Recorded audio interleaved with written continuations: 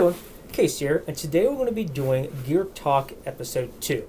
Episode 1 was called Gear Talk AR. For now, I'm going to drop this as just Gear Talk. It's a little shorter, a little sweeter. If you guys have a better name for this new series, feel free to drop it below in the comments. Now, to review, this series is trying to be a gradual supplement for the in-between videos when it comes to gear and equipment. What I mean by that is individual videos that happen maybe once or twice a year only give you a small snapshot into why I changed the gear over time, including a lot of those changes you don't always see. Maybe I try a pouch for a couple months and realize, I don't need it, and then toss it and do something else. Or maybe I try out a different belt system or move to a chest rig, instead of LBE. All that happens in between a lot of these videos, and a lot of it's not on camera. So part of this point of this video series, this Gear Talk series, is to show you a lot of the nuance that happens every couple of months or sometimes even every couple of weeks, to try to show you a variety of ideas. Some ideas don't work, some do, but I just don't like them for my philosophy of use and so on. And hopefully as I learn something through it, you learn something as well. And with that said, as of recording this, I've only done one.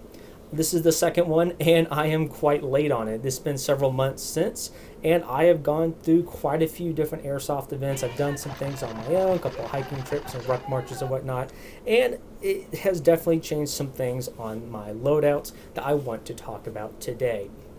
Another reason is very soon my LBE kit, or my belt kit, is going to be making a lot of dramatic changes soon. And I wanted to get some of the more minute changes out of the way before that big shift happens.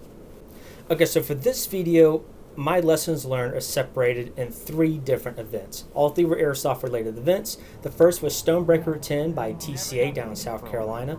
The next was Cape Fear Rebellion 6 at Black Ops Airsoft in North Carolina. And then the other one was OP Torn Skies at Gunny's Warfare Center, also in the state of North Carolina. Now, each one I learned certain things, many of them layered on top of each other in that order. However, I want to start with a couple of things that impacted all 3 events I really want to stress in this video. The first being heat. Heat in the South, in both North Carolina, South Carolina, and the South in general, is notoriously terrible. And it definitely impacts the gear you're wearing and how you handle yourself and carry yourself in that type of environment. I can go to a whole separate video talking about that, but a couple of big takeaways I want to talk about was first, body armor.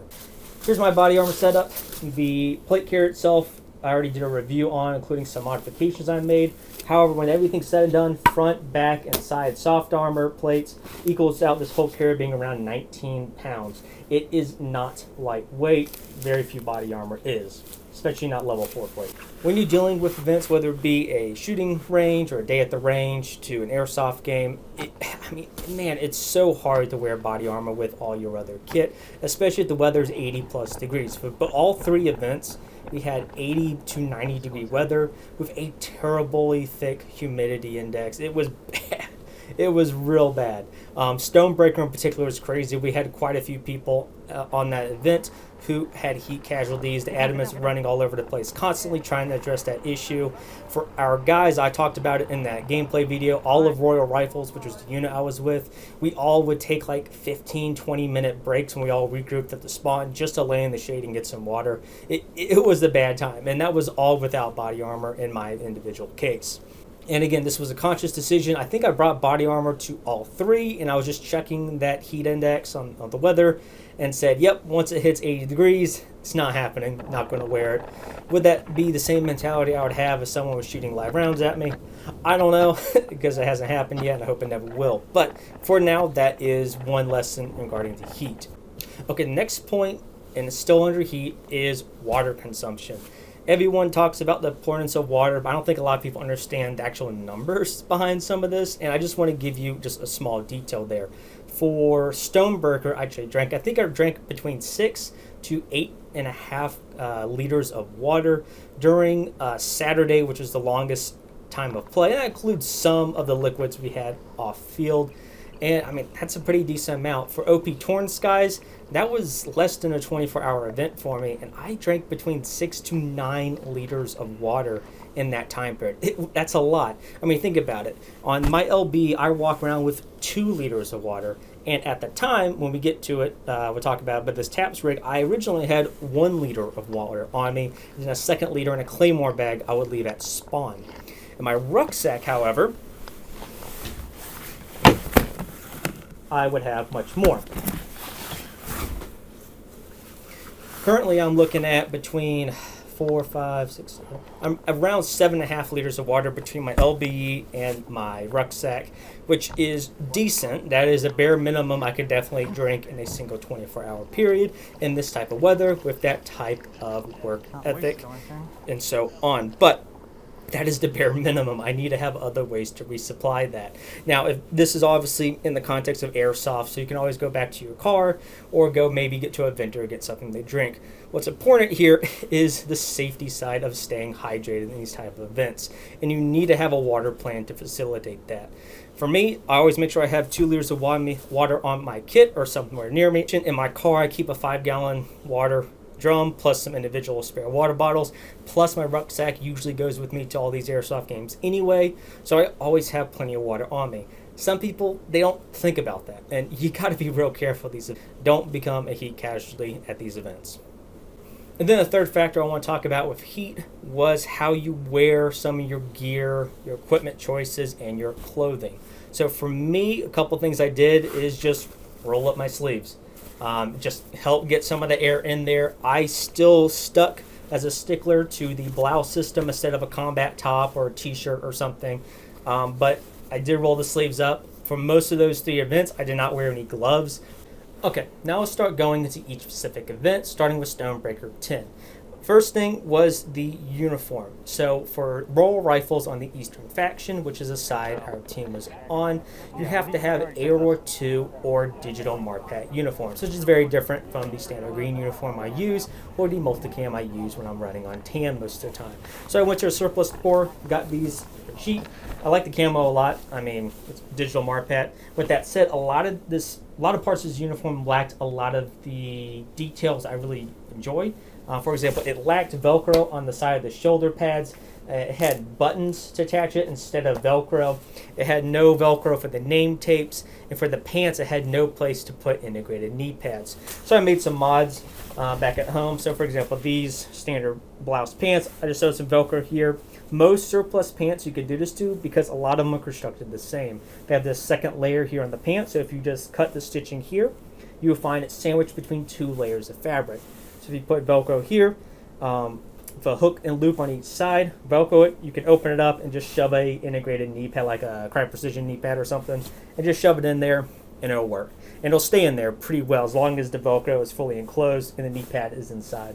Worked really well, and that helped me out with the pants. As for the blouse, I talked about I only have multicam Velcro, but it worked out, so I put that on the top and bottom and on the inside to attach it. And that really helped out with the tourniquets. The Airsoft tourniquets are what we use at the event to revive each other. So you can see a real tourniquet in this blouse, but the same mentality, right? The Velcro keeps it in place. I could put the tourniquet sticking out, and then I had a tourniquet, like a medical cross patch right here, to help show players who didn't know me that, hey, I have a tourniquet in here. Can you help revive me? Now, the next point does bleed into the uniform that I just talked about, which is the concept of ticks and the creepy crawlies. Now, for us at go to event like Stonebreaker 10, you usually associate it with the mount site, the abandoned nuclear facility there, weaving in all the hallways and whatnot. But for the most part, the way the objectives were set out, a lot of us didn't do that. We mainly stuck outside. In some cases, we're going through some seriously tall brushes and bushwhacking and making some trails. At one point, we're going through a swamp at one point even. And that led to a lot of us getting ticks. I was not one of them. And part of that was the common sense fieldcraft idea of carrying around a uniform and wearing it properly. That includes tucking your blouse into your boots when you can, or at least having a Velcro cuff over it to help cuff over your boot and giving that layer to where ticks can't crawl into it. Another, and this goes into wearing a blouse over a combat top, is you have those multiple layers on your torso, including having your shirt tucked into your pants and your blouse hanging over. In addition, with me wearing the belt kit, I then had the belt over this, making it very difficult for any tick to move up. And if there's any tick that came over the front of my sleeves, it would have to go in front of the majority when I'm looking, and I could see it trying to crawl into it. So I was actually tick free the entire time. The other lesson I want to talk about was my helmet setup. So as we talked about in the last AR video, or Gear Talk video, was I changed my helmet cover setup with a lot of lessons learned from some recent games. The old helmet cover was getting caught on a lot of vegetation and getting yanked off. And I had this solution of a fabric, that uniform fabric that I just cut into pieces and threw on top of a standard fast helmet cover and just put them in strips like that. This worked really well, and actually it worked for all 3 events, so I'll jump ahead to that. And it's probably a keeper for a while. Now you notice this is a different camo. This is Marpat. My other one is a multicam. I have 2. One for tan, so multicam, and one for green, which is Marpat. Unless you're working in an environment where you constantly have to change camos because the environment's so different, you really don't need to have 2, but I do it for the sake of Airsoft because we have rules in Airsoft where you need to change uniform. So, but yeah, right now it's pretty simple in a lot of ways, and yet it works really well in concealing your helmet. All right, next lesson. Weapon lights. Okay, so a light on your gun, even for Airsoft, does have a lot of use, especially when you go to bigger events. You start having low light conditions, whether it be you playing actually at night or going into some dark buildings. Either way, it's really important to have one. I think it's very useful. Even an event like Stonebreaker, where there was a nighttime portion where a lot of us were night vision, just having a white light helped out a lot. Mainly used for clearing through a lot of rooms there, and I do remember a couple of guys wishing they did have one who did not, so do think about that when you go to bigger events. And then the last thing I want to talk about is comms.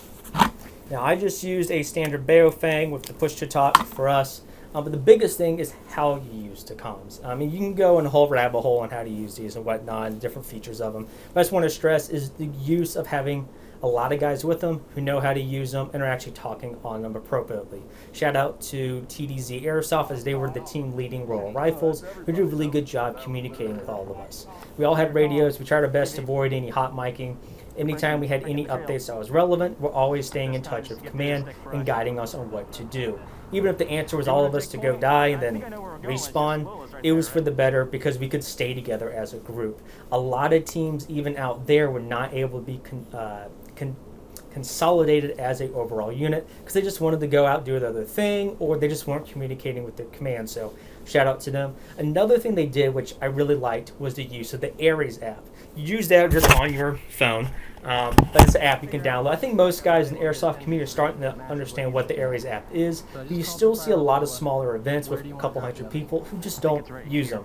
And I wish more teams at the faction and in some cases unit level did do so, because at an event like Third Coast games like Stonebreaker, you absolutely have a great use for them, and it helped us get a track of each other even if comms are down for some reason. All right, next up is Cape Fear Rebellion 6. One thing I talked about in our full gameplay video, which is already up, you can already watch it by the time you're seeing this, was the issue of uniforms. Now, a sister team we hang out with a lot, Cran Breniff, they already had the brains to say, hey, we're going to bring both uniforms for both sides, just in case there's a team swap or something like that.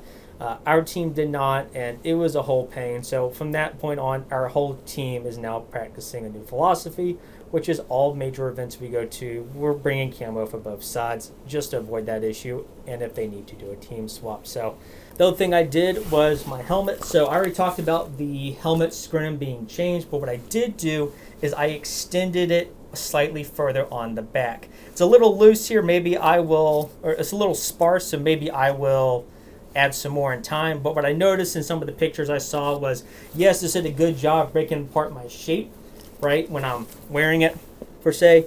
But when you have the bush on your head with no body armor and then the belt kit, you have this weird like hourglass profile where you have the bush, this belt that breaks apart your shape, and then this neck, shoulder, and then torso you saw. And it kind of made it, you still kind of stick out in a lot of ways. So I said, okay, well, part of that I can fix. Maybe if I put more scrim on the sides and back, it will kind of make the head to torso become more gradual and just kind of harder to break apart your shape.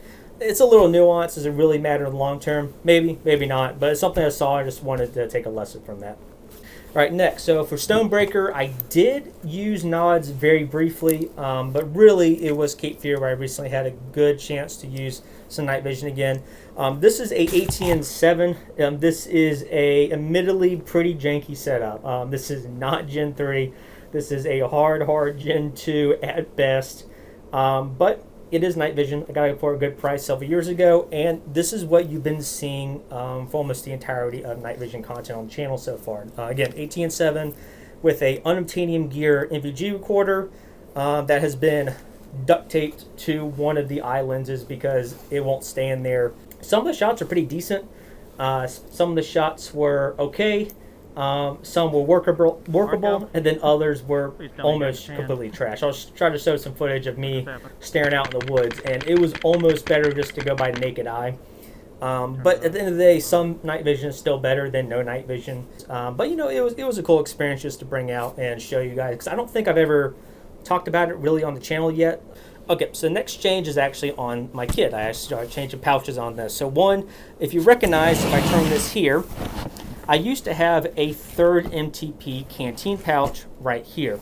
It was a usually empty pouch I usually threw miscellaneous items into, and then sometimes it would be night vision or something like that. The issue is if I put my night vision device in it, this is already a pretty janky, fragile setup, but I also don't want it to break.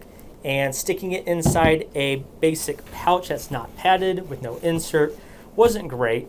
In addition, this is not the most available space. It's a little cramped in here sometimes, so I tried to find a more compact pouch that also has padding, and came out with the Rain USA MVG padded pouch. For now, seems to work well.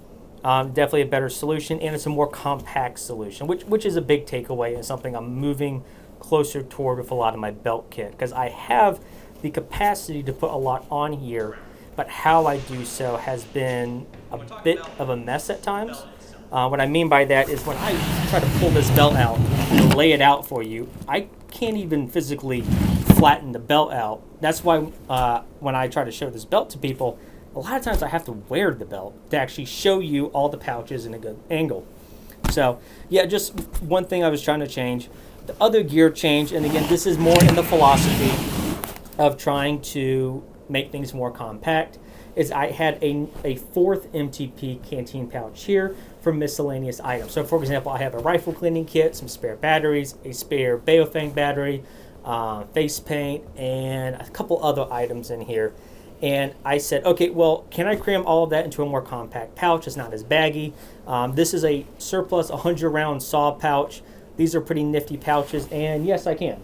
And just a little more compact, and this is going to go probably longer ways as I try to make this kit a little more compact without sacrificing capacity. Everything I had before this event, I walked away still having the same amount of stuff. I just changed those two pouches out to make it a little more compact. Again, work with your gear long enough, and these type of minute changes you'll start to recognize and will go a long way. If you're just starting your kit, or you're just starting your tactical journey, or however you want to call it, using tactical gear, you may not think about that at first. Some guys just don't care, and that's perfectly fine. But for me, I'm not the tallest guy in the world, and every little thing does go a long way. All right, everyone, sorry for the lighting change. I went through some of the footage and realized everything after this point was blurry and did not pick up well, so I want to redo this section moving forward. As I was saying, moving on to OP Torn Skies. For this one, I did not use my LB and instead used a surplus TAPS rig. A couple things to note. One, with this announcement, this is the beginning of the review process for the TAPS Tactical Assault Panel chest rig that I now have. As with a lot of the kit, as long as it's not bad kit, I'm probably going to take a full year to review this. So first impressions, I like it a lot so far. So again, a year down the road, you're probably going to see a more thorough breakdown dedicated to just this kit. But until then, this announcement, that process has began. And I did use it for Torn Skies. Now, unfortunately, I didn't get a lot of footage and pictures close up of my loadout at that event, as I've already made several changes. Couple of points to note that's different is one, at the time I only had one canteen on my kit with a separate Claymore bag that I had at spawn with an Odin speed loader. So out there in the heat, I quickly was running out of water. Every time I would die, I would go grab the water at spawn, just keep swapping out, and even then that was kind of pretty close. So immediately afterwards, I got a second one. These are just some standard USGI canteen pouches that I have now 2 liters of water on. The other difference was I had a lot more admin space up front. I had a Tactical Tailor admin pouch that took up 4 molly rows. Now when it comes to the setup with the pyro, I had the admin here, and I'll toss some grenades on each side, but I didn't have enough space for any smoke grenade pouches. So instead what I got were these surplus tourniquet pouches. I would have one horizontally underneath the admin pouch, because on these tourniquet pouches you have the standard molly strap. Then you have these 2 Velcro points that you could attach horizontally. So I attached it that way, and I'll rip it, and inside was just a Enola Gay smoke grenade pouch. I think this is a medium size, so kind of clever. Only works for one, so you need to have multiple. But, hey, it was thinking out of the box. It worked for the time. I did use it at the event quite a few times, using that smoke grenade. But quickly afterwards, I realized, hey, is there something different I can use? A lot of the admin space is being taken up with the admin pouch. I instead took everything out of it and put it in different parts of this kit. So as you see with these 2 surplus canteen pouches, there's 2 pouches on each side, so I shoved all the stuff in there. And then, of course, there's admin pockets on the back of this kit, so I just stuck the other half there. And what that allowed me is have all this open space now. So what I got going here on the front now is, again, the 2 canteen pouches, and then 2 Eagle Industry canteen pouches. One is being used as an IFAK, and then the other is being used as a general purpose / miscellaneous. So right now, I got some smoke grenades in it.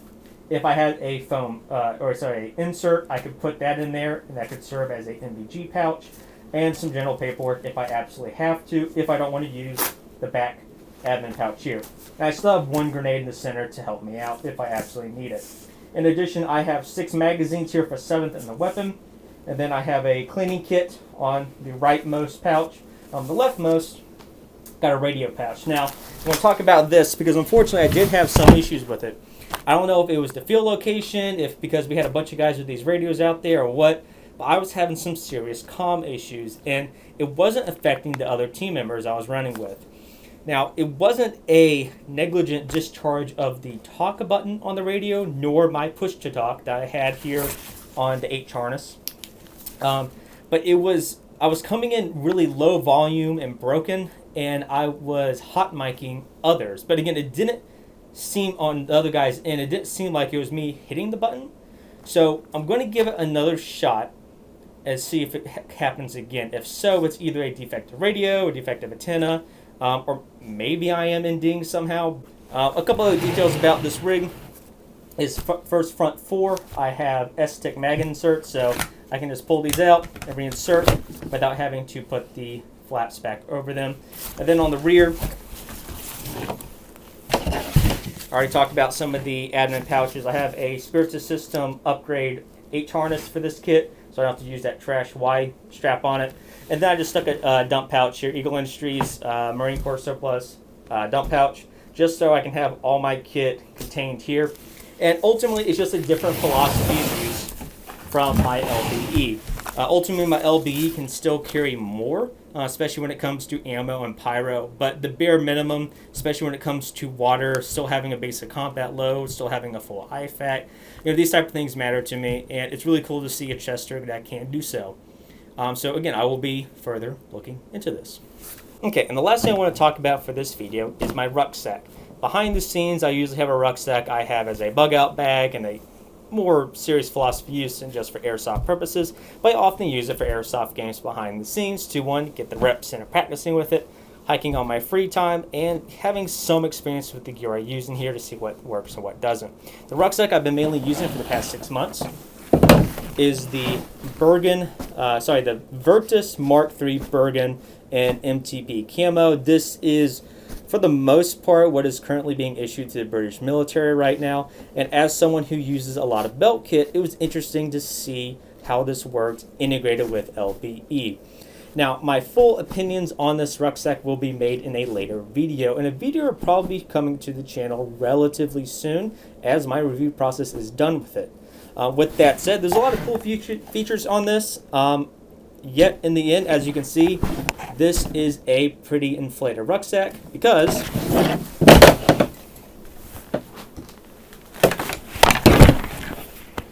I am back to using the Alice ruck. That probably is going to give you a hint how I ultimately thought of the Mark III Bergen, especially with the use of belt kit. So stay tuned for that. And with that said, that is the end of the video. Thank you guys for watching. This was a bit of a schizo rant when it came to a lot of tactical gear. If you were confused about some of the points I made and you want me to articulate them better, drop a comment and I'll try my best to explain it to you guys. If you have any questions as well, drop it down. With that said, thank you guys for watching. I'll see you next time. Bye.